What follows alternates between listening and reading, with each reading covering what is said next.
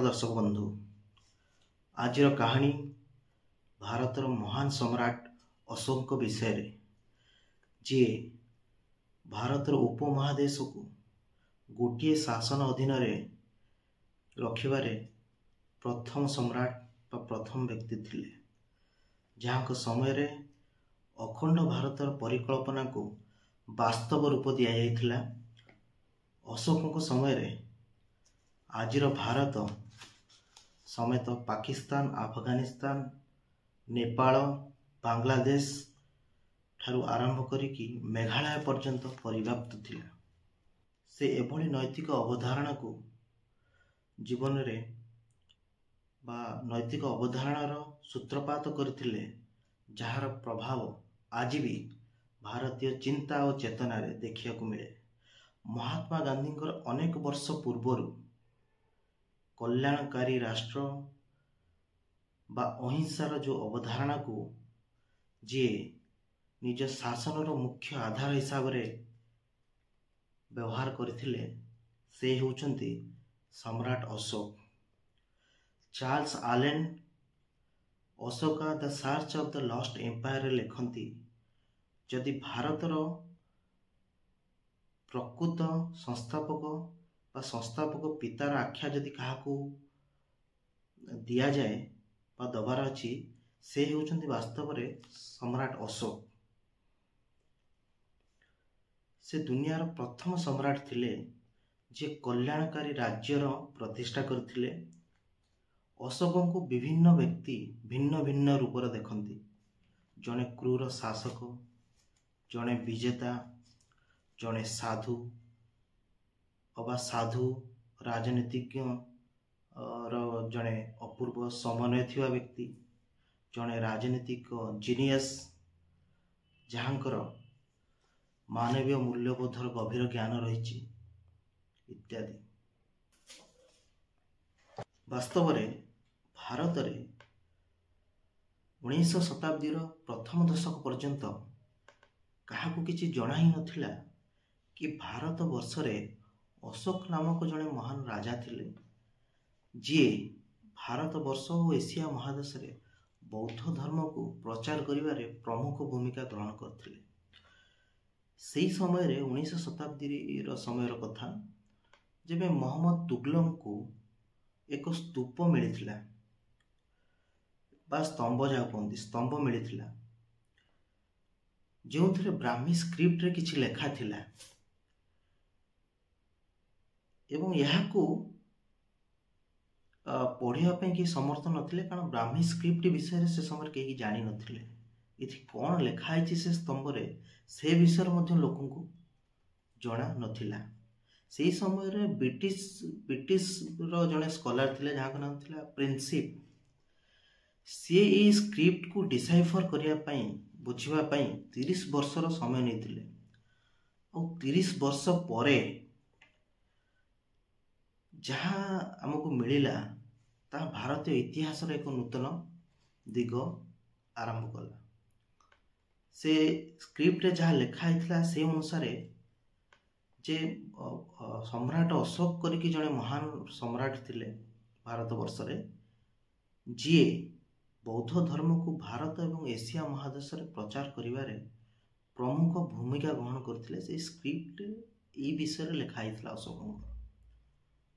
ताहा परे भारतीय लोक माने ये विषय रे अधिक जानिबा को पाइले। अशोक कथा बोध हुए 2000 वर्ष पूर्व कथा लोक माने भूली जाइथिले। Romila Thapar Ashoka the decline of Maurya रे लिखंती, वास्तव रे अशोक तांको समय रे से कालर प्रतिनिधित्व करथिले। तांकर सबुठारु बड़ उपलब्धि हैला से समय रे समय को बुझिथिले एवं भारतीय दृष्टिकोण रे तार आवश्यकता पूर्ण करिबारे से समर्थ थिले। सम्राट अशोक को कहानी तांकर जेजेबापा चंद्रगुप्त मौर्य एवं चाणक्य सहित आरंभ हुए। अशोक चंद्रगुप्तंकर नाती थिले एवं राजा बिंदुसारंकर द्वितीय पुत्र थिले। किछि ऐतिहासिक कहती राजा बिंदुसारंकर 16 पुत्र थिले बोली, କିନ୍ତୁ ତାହାର କୌଣସି ଐତିହାସିକ ପ୍ରମାଣ ଏପର୍ଯ୍ୟନ୍ତ ଆମକୁ ମିଳିପାରି ନାହିଁ। ବିନ୍ଦୁସାରଙ୍କର ବଡ଼ ପୁତ୍ର ସୁସୀମା ଗାଦିର ମୁଖ୍ୟ ଉତ୍ତରାଧିକାରୀ ଭାବେ ସମସ୍ତେ ଜାଣିଥିଲେ। ବାସ୍ତବରେ ଅଶୋକଙ୍କ ନାମକୁ ସେ ସବୁଠାରୁ ପଛରେ ରଖିଥିଲେ। ଅଶୋକ ଦେଖିବାକୁ କମ୍ ଉଚ୍ଚତା ବିଶିଷ୍ଟ ମୋଟା ଆକାରର ବ୍ୟକ୍ତି ଥିଲେ, ଯାହାଙ୍କୁ ତ୍ୱଚାର ବିମାରୀ ମଧ୍ୟ ଥିଲା। ସେହି କାରଣରୁ ବିନ୍ଦୁସାର ତାଙ୍କ ଉପରେ ସନ୍ତୁଷ୍ଟ ନଥିଲେ ଆଉ ସମ୍ଭବତଃ ଉତ୍ତରାଧିକାରୀ ପଦରୁ ତାଙ୍କୁ ହଟାଇ ଦେଇଥିଲେ, ଯାହାର ଫଳସ୍ୱରୂପ ତାଙ୍କୁ ତକ୍ଷଶିଳାରେ ଯେତେବେଳେ ବିଦ୍ରୋହ କରାହେଲା ତାକୁ ଦମନ କରିବା ପାଇଁ ରାଜା ଅଶୋକଙ୍କୁ ପ୍ରତିନିଧିତ୍ୱ କରିକି ପଠାଇଥିଲେ। ପରବର୍ତ୍ତୀ ସମୟରେ ଭାରତର ଉଜ୍ଜୈନରେ ତାଙ୍କୁ ସମ୍ରାଟଙ୍କର ରାଜପ୍ରତିନିଧି ହିସାବରେ ପଠାଯାଇଥିଲା। ସେଠି ସିଏ ଏକ ସ୍ଥାନୀୟ ବେପାରୀର ସୁନ୍ଦର କନ୍ୟାକୁ, ଯାହାଙ୍କ ନାମ ମହାଦେବୀ, ପ୍ରେମ ବିବାହ କରିଥିଲେ। ପରବର୍ତ୍ତୀ ସମୟରେ ତାଙ୍କର 2ଟି ସନ୍ତାନ ପ୍ରାପ୍ତି ହୋଇଥିଲା, ପୁଅ ମହେନ୍ଦ୍ର ଓ ଝିଅ ସଂଘମିତ୍ରା, ଯାହାଙ୍କୁ ପରବର୍ତ୍ତୀ ସମୟରେ ଅଶୋକ ବୌଦ୍ଧ ଧର୍ମର ପ୍ରଚାର କରିବା ପାଇଁ ଶ୍ରୀଲଙ୍କା ପଠାଇଥିଲେ। ଅଶୋକ ତାଙ୍କ ଜୀବନରେ ଧର୍ମର ଅବଧାରଣାକୁ ଆତ୍ମସାତ କରିଥିଲେ, ଯେଉଁ ଧର୍ମ ଆଧ୍ୟାତ୍ମିକ ପବିତ୍ରତା, ପବିତ୍ର ରୀତିନୀତି ଉପରେ ପର୍ଯ୍ୟବେସିତ ନଥିଲା, ଯାହା ଦୁନିଆର ବାସ୍ତବ ଆଚାର ବ୍ୟବହାର ଉପରେ ପର୍ଯ୍ୟବେସିତ ଥିଲା, ଯେଉଁ ବିଚାର ସହିଷ୍ଣୁତା ଉପରେ ଭାରି ଥିଲା ଏବଂ ହିଂସାର ବିରୋଧୀ ଥିଲା। ରୋମିଲା ଥାପରଙ୍କ ହିସାବରେ ଅଶୋକ ଯେଉଁ ସିଦ୍ଧାନ୍ତକୁ ବା ଯେଉଁ ନୀତିକୁ ସବୁଠାରୁ ଅଧିକ ଗୁରୁତ୍ୱ ଦେଉଥିଲେ, ତାହା ହେଉଛି ବିଭିନ୍ନ ମତାନ୍ତର ଭିତରେ ସହ ଅସ୍ତିତ୍ୱର ଭାବନା। ଅଶୋକଙ୍କ ହିସାବରେ ଆମକୁ ମିଳିମିଶି ସହ ଅସ୍ତିତ୍ୱର ଭାବନା ସହିତ ଚଳିବା ଶିଖିବାକୁ ହେବ, କାରଣ ସବୁ ସମ୍ପ୍ରଦାୟକୁ ସମ୍ମାନ ଦେଇ ହିଁ ଆମେ ଆମ ନିଜ ସମ୍ପ୍ରଦାୟକୁ ସମ୍ମାନ ଦେଇପାରିବା, ଯାହା ଧର୍ମର ମୂଳ ସିଦ୍ଧାନ୍ତ ଅଟେ। ଏଇ କଥା ଶୁଣିକି ଆପଣଙ୍କୁ ଲାଗୁଥିବ କି କ'ଣ ଏହି କାରଣ ପାଇଁ ଅଶୋକ ମହାନ ବା ଅଶୋକଙ୍କୁ ମହାନ କୁହାଯାଏ। ଆଜି ହୁଏତ ସ୍ୱାଧୀନ ଭାରତର 70 ବର୍ଷ ପରେ ଆମେ ହୁଏତ ଏହି ବିଷୟରେ ବସି ଆଲୋଚନା କରୁଛେ ବା ଚିନ୍ତା କରୁଛେ। ଥରେ ଭାବନ୍ତୁ, 2000 ବର୍ଷ ପୂର୍ବେ ଯେବେ ରାଷ୍ଟ୍ରର କୌଣସି ଧାରଣା ହିଁ ନଥିଲା, ଯେଉଁଠି ସମ୍ପ୍ରଦାୟ ମଧ୍ୟରେ ଅନେକ ଶତ୍ରୁତା ଥିଲା, ଜାତି ଧର୍ମ ବର୍ଣ୍ଣ ନାଁରେ ସମାଜ ରୋଗଗ୍ରସ୍ତ ଥିଲା, ସେ ସମୟରେ ଏଭଳି ଗୋଟେ ଚିନ୍ତାଧାରା ରଖିବା ଜଣେ ସାଧାରଣ ବ୍ୟକ୍ତିର ଲକ୍ଷଣ ନୁହେଁ, ନିଶ୍ଚିତ ଭାବେ ଜଣେ ମହାନତମ ବ୍ୟକ୍ତିର ଲକ୍ଷଣ ଅଟେ। ତେବେ ଖାଲି ଏତିକି ପାଇଁ ଅଶୋକ ମହାନ ନା ଆଉ କିଛି ବିଶିଷ୍ଟ ଗୁଣ ରହିଛି ଅଶୋକଙ୍କର, ସେଇ ବିଷୟରେ ଚାଲନ୍ତୁ ଟିକେ ଆଲୋକପାତ କରିବା। ଅଶୋକଙ୍କୁ ସାଧାରଣତଃ ଅଶୋକ ଦ ଗ୍ରେଟ୍ ବା ଅଶୋକ ମହାନ ବୋଲି ସମସ୍ତେ କୁହନ୍ତି। ଆପଣ କେବେ ଚାଣକ୍ୟ ଦ ଗ୍ରେଟ୍ ବା ଚାଣକ୍ୟ ମହାନ ବୋଲି ଶୁଣିଛନ୍ତି କି? ବୋଧହୁଏ ଶୁଣି ନଥିବେ। ବ୍ୟକ୍ତି ଡକ୍ଟର ହେଇପାରେ, ବ୍ୟକ୍ତି ଜଣେ ଇଞ୍ଜିନିୟର ହେଇପାରେ, ଜଣେ ତହସିଲଦାର ହେଇପାରେ, ଜଣେ କଲେକ୍ଟର ହେଇପାରେ, କିନ୍ତୁ ଜଣେ ମହାନ ହେବାର ପରିମାପକ କ'ଣ ବା ଜଣେ ବ୍ୟକ୍ତି ମହାନ କିପରି ହୁଏ, ତାହାର ଏକ ସରଳ ଉତ୍ତର ହେଉଛି ଉଚ୍ଚତମ ସ୍ତରର ବୁଦ୍ଧିମତ୍ତା ବା ବୁଝାମଣା।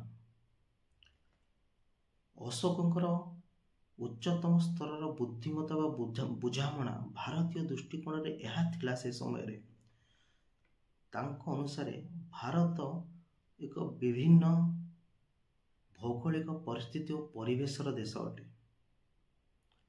ଯେଉଁଠି ଭିନ୍ନ ଭିନ୍ନ କଲଚର, ଟ୍ରେଡିସନ, ସଂସ୍କୃତି, କଳା ଉପସ୍ଥିତ ଅଛି, ଯେଉଁଠି ଡାଇଭର୍ସିଟି ବା ବିବିଧତା ବହୁତ ଅଛି। ଖାଲି ଜଙ୍ଗଲ, ପାହାଡ଼, ପଶୁ ପକ୍ଷୀମାନଙ୍କ ମଧ୍ୟରେ ନୁହେଁ, ମଣିଷମାନଙ୍କ ମଧ୍ୟରେ ମଧ୍ୟ ଭିନ୍ନତା ବା ବିଭିନ୍ନତା ଦେଖାଯାଏ। କାଶ୍ମୀରର ଲୋକମାନେ ଯେଉଁ ଭାଷାରେ କଥା ହୁଅନ୍ତି, ଯେଉଁ ଖାଦ୍ୟ ଖାଆନ୍ତି, ଯେଉଁ ସଂସ୍କୃତିକୁ ସେମାନେ ମାନନ୍ତି, ସେଇ ସଂସ୍କୃତି ଆପଣ ସାଉଥରେ ପାଇବେନି। ଯେଉଁ ସଂସ୍କୃତି, ଯେଉଁ ଚାଲିଚଳନ, ଯେଉଁ ଭାଷା ମହାରାଷ୍ଟ୍ର ଲୋକମାନେ ବ୍ୟବହାର କରନ୍ତି, ସେଇଭଳି ଚଳଣି ଆପଣ ବେଙ୍ଗଲରେ ପାଇବେନି। ୟୁପି ବିହାରରେ ଲୋକଙ୍କର ଯେଉଁ ଭଳିଆ ଚଳଣି ବା ଟ୍ରେଡ଼ିସନ୍ କଲଚର୍ ଅଛି, ସେଇ କଲଚର୍ ଆପଣ ଗୁଜୁରାଟରେ ପାଇବେନି। ତେଣୁ ଏଠି ଡାଇଭର୍ସିଟି ଅଛି, ବିବିଧତା ଅଛି, କିନ୍ତୁ এই ବିବିଧତା ଭିତରେ ମଧ୍ୟ ଗୋଟେ ସବୁଠାରୁ ଗୁରୁତ୍ୱପୂର୍ଣ୍ଣ ଦିଗ ଅଛି, ସେଇଟା ହେଉଛି ଇଣ୍ଟରଡିପେଣ୍ଡେନ୍ସି। ଆମେ ଜଣେ ଅନ୍ୟ ଜଣ ଉପରେ ନିର୍ଭରଶୀଳ। ଯଦି ଉତ୍ତର ଭାରତର ଜଣେ ବ୍ୟକ୍ତିକୁ ମସଲା ଖାଇବାର ଅଛି, ତାକୁ କେରଳ ଓ ସାଉଥ ଉପରେ ନିର୍ଭର ହେବାକୁ ପଡ଼ିବ। ଯଦି ସାଉଥର ଜଣେ ବ୍ୟକ୍ତିକୁ ରୁଟି ଖାଇବାର ଅଛି, ତାକୁ ଉତ୍ତର ଭାରତର ଲୋକମାନଙ୍କ ବା ଉତ୍ତର ଭାରତ ଉପରେ ନିର୍ଭର ହେବାକୁ ପଡ଼ିବ। ତେଣୁ ଏଠି ୟୁନିଟି ଗୋଟେ ମୂଳ ବା ଗୋଟେ ପ୍ରମୁଖ ଭୂମିକା ରହିଛି ଏଇ ସବୁ ଇଣ୍ଟରଡିପେଣ୍ଡେନ୍ସି ଏବଂ ଜଣେ ଅନ୍ୟ ଜଣ ଉପରେ ନିର୍ଭରଶୀଳ ହୋଇ ଆଗକୁ ବଢ଼ିବା ପାଇଁ। ଏଇଠାରୁ ହିଁ ୟୁନିଟି ଇନ୍ ଡାଇଭର୍ସିଟିର ଯେଉଁ କନସେପ୍ଟ, ବାସ୍ତବରେ ତାହାର ମୂଳଧୁଆ ସମ୍ରାଟ ଅଶୋକ ହିଁ ପକାଇଥିଲେ ଭାରତୀୟ ଚିନ୍ତା ଓ ଚେତନାରେ। ଏ କଥା ହୁଏତ ଆମେ ଆଜି ସ୍ୱାଧୀନ ଭାରତରେ ସ୍ୱାଧୀନ ବ୍ୟକ୍ତି ହିସାବରେ ବସିକି ଭାବି ପାରୁଛେ ବା ଚିନ୍ତା କରିପାରୁଛେ, କିନ୍ତୁ 2000 ବର୍ଷ ପୂର୍ବେ ଏଭଳି ଚିନ୍ତା କରିବା ଅକଳ୍ପନୀୟ ଭଳି ମନେ ହୁଏ, ଯେଉଁଠି କୌଣସି ରାଷ୍ଟ୍ରର ଚିନ୍ତା ବା ଚେତନା ନଥିଲା, ନ୍ୟାସନାଲିଜିମର କୌଣସି ଅବଧାରଣା ହିଁ ନଥିଲା। କିନ୍ତୁ ଯେଉଁମାନେ ମହାନ ବ୍ୟକ୍ତି ବା ଯେଉଁମାନେ ମହାନ ହୁଅନ୍ତି, ସେଇମାନେ ଏଇଭଳି ଚିନ୍ତାଧାରା ଓ ସାହସକୁ ବାସ୍ତବତାରେ ପରିଣତ କରିବା ପାଇଁ ସମର୍ଥ ଥାନ୍ତି। ଏହା ହିଁ ହେଉଛି ଉଚ୍ଚତମ ସ୍ତରର ବୁଦ୍ଧିମତା ବା ଚିନ୍ତାଧାରା। ଅଶୋକ ସମୟର ଆବଶ୍ୟକତା ବା ଗୁରୁତ୍ୱକୁ ବୁଝିଥିଲେ। ସେ ଏ କଥା ବି ବୁଝିଥିଲେ ଯେ ଏଇ ଯେଉଁ ସମୟ ଥିଲା, ସେ ସମୟ ହେଉଛି ଇଣ୍ଟରଡିପେଣ୍ଡେନ୍ସିର, ଜଣେ ଅନ୍ୟ ଜଣ ଉପରେ ନିର୍ଭରଶୀଳ। ସିନ୍ଧୁ ଘାଟି ସଭ୍ୟତାର ପତନ ପରେ ପରେ ସେ ସମୟ ହେଉଛି ଦ୍ୱିତୀୟ ନଗରୀୟ କ୍ରାନ୍ତିର। ଜଣେ ରାଜାର ମହାନତା ହେଉଛି ପ୍ରାଥମିକତା ଉପରେ ଦେଶର ନୀତି ନିର୍ଦ୍ଧାରଣ କରିବା। ଆଜି ଭାରତରେ ଚାଣକ୍ୟକୁ ନେଇକି ଅନେକ ଚର୍ଚ୍ଚା, ଅନେକ ସିରିଏଲ ମାଧ୍ୟମରେ, ଟିଭି ଶୋ ମାଧ୍ୟମରେ ଚାଣକ୍ୟର ସିଦ୍ଧାନ୍ତକୁ ଅନେକ ଲୋକ ଦେଖୁଛନ୍ତି ବା ପସନ୍ଦ କରୁଛନ୍ତି। କିନ୍ତୁ ଖାଲି ସିଦ୍ଧାନ୍ତ ବା ନୀତି ନିର୍ଦ୍ଧାରଣ କରିଦେଲେ ଦେଶ ଚଳେ ନାହିଁ। ଅଶୋକଙ୍କ ସମୟରେ ଭାରତରେ ଯେତେ ଡାଇଭର୍ସିଟି ଥିଲା, ଆପଣଙ୍କର ମହାରାଷ୍ଟ୍ର ଠାରୁ ନେଇ ମେଘାଳୟ, କାଶ୍ମୀର ଠାରୁ ନେଇ କନ୍ୟାକୁମାରୀ ପର୍ଯ୍ୟନ୍ତ ଯେତେ ଡାଇଭର୍ସିଟି, ଯେତେ କଲଚର, ଯେତେ ଧର୍ମ, ଯେତେ ବିଶ୍ୱାସ ଥିଲା, ଯେଉଁ ଡାଇଭର୍ସିଟି, ଯେଉଁ ବ୍ୟାପକ ଡାଇଭର୍ସିଟି ଥିଲା, ତାହା ବୋଧେ ପୂର୍ବ ସମୟରେ ହୋଇଥିବା ଯେତେ ରଜା ତାଙ୍କ ସମୟରେ ଏତେ ନଥିଲା। ତେଣୁ ରାଜା ଅଶୋକଙ୍କ ପାଖରେ ଗୋଟେ ଆହ୍ୱାନ ମଧ୍ୟ ଥିଲା କି ଏତେ ବଡ଼ ଗୋଟେ ଭାରତର ଯେଉଁ ଭୂଖଣ୍ଡକୁ ପରିଚାଳନା କରିବାକୁ ହେଲେ ଖାଲି ନୀତି ନିର୍ଦ୍ଧାରଣ କରିଦେଲେ ବା ସିଦ୍ଧାନ୍ତ ରଖିଦେଲେ ଦେଶ ଚାଲିବ ନାହିଁ। ତେଣୁ ସେ ସିଦ୍ଧାନ୍ତ ସହିତ ବ୍ୟବହାରିକତାକୁ ଗୁରୁତ୍ୱ ଦେଇଥିଲେ। ବ୍ୟବହାରିକତା ମାନେ କ'ଣ? ଚାଣକ୍ୟ କୁହନ୍ତି ଜଣେ ରଜାକୁ ପୂର୍ଣ୍ଣ ନିରଙ୍କୁଶ ହେବାକୁ ପଡ଼ିବ, କିନ୍ତୁ ଅଶୋକ କୁହନ୍ତି ପୂର୍ଣ୍ଣ ନିରଙ୍କୁଶ ହେବା ସହିତ ପିତୃ ନିରଙ୍କୁଶ ହେବାକୁ ପଡ଼ିବ। ତାମାନେ ପ୍ରତ୍ୟେକ ପ୍ରଜା ମୋର ସନ୍ତାନ। ଏହା ହିଁ ହେଉଛି ସିଦ୍ଧାନ୍ତ ବା ନୀତି ଭିତରେ ବ୍ୟବହାରିକତାର ମିଶ୍ରଣ। ରାଜା ଅଶୋକ ନିଜର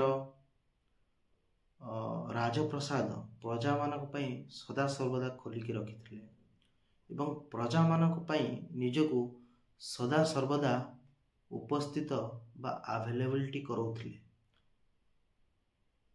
ଏହା ହିଁ ହେଉଛି ଜଣେ ମହାନ ରଜାର ଲକ୍ଷଣ। ଜଣେ ମହାନ ରଜା ଉଚ୍ଚତମ ସ୍ଥାନରେ ଥାଇ ମଧ୍ୟ ନିଜକୁ ନିଜର ପ୍ରଜା ପାଇଁ ଉପଲବ୍ଧ କରାଇବା ହିଁ ଜଣେ ମହାନ ରଜାର ଏକ ବ୍ୟାପକ ଲକ୍ଷଣ ଅଟେ। ପାଖାପାଖି 268 BCE ବା 2268 ବର୍ଷ ପୂର୍ବେ ସମ୍ରାଟ ଅଶୋକଙ୍କର ମୃତ୍ୟୁ ଘଟିଥିଲା। ମୌର୍ଯ୍ୟ ସାମ୍ରାଜ୍ୟ ପାଖାପାଖି 137 ବର୍ଷ ପର୍ଯ୍ୟନ୍ତ ଚାଲିଥିଲା। ରୋମିଳା ଥାପରଙ୍କ ହିସାବରେ ଅନ୍ୟ ବଡ଼ ସାମ୍ରାଜ୍ୟ ଯେପରିକି ରୋମ ଓ ହନ୍ ସାମ୍ରାଜ୍ୟ ଚୀନର ଯେପରି ବିଶାଳ ଥିଲା ଏବଂ ଅନେକ ବର୍ଷ ଧରି ଚାଲିଥିଲା, ସେହିଭଳି ମୌର୍ଯ୍ୟ ସାମ୍ରାଜ୍ୟ ନଥିଲା। ମୌର୍ଯ୍ୟ ସାମ୍ରାଜ୍ୟର ଉଦୟ ଚନ୍ଦ୍ରଗୁପ୍ତ ମୌର୍ଯ୍ୟଙ୍କର ବିଜୟ ସହିତ ହୁଏ ଏବଂ ତାଙ୍କର ନାତି ଅଶୋକଙ୍କ ସମୟରେ ଏହା ଚରମତମ ସ୍ଥାନରେ ପହଞ୍ଚେ। କିନ୍ତୁ ଅଶୋକଙ୍କର ମୃତ୍ୟୁ ପରେ ପରେ ତାଙ୍କର ନାତି ଏବଂ ପୁତ୍ରମାନେ ଅଶୋକଙ୍କର ସମକକ୍ଷ ହୋଇପାରନ୍ତି ନାହିଁ, ଯାହା ଫଳରେ ଅଶୋକଙ୍କର ବିଶାଳ ସାମ୍ରାଜ୍ୟ ବିଭିନ୍ନ ଉତ୍ତରାଧିକାରୀଙ୍କ ମଧ୍ୟରେ ବାଣ୍ଟି ହୋଇଯାଏ ଏବଂ ମୌର୍ଯ୍ୟ ସାମ୍ରାଜ୍ୟ ଧୀରେ ଧୀରେ ପତନ ହେବାକୁ ଲାଗେ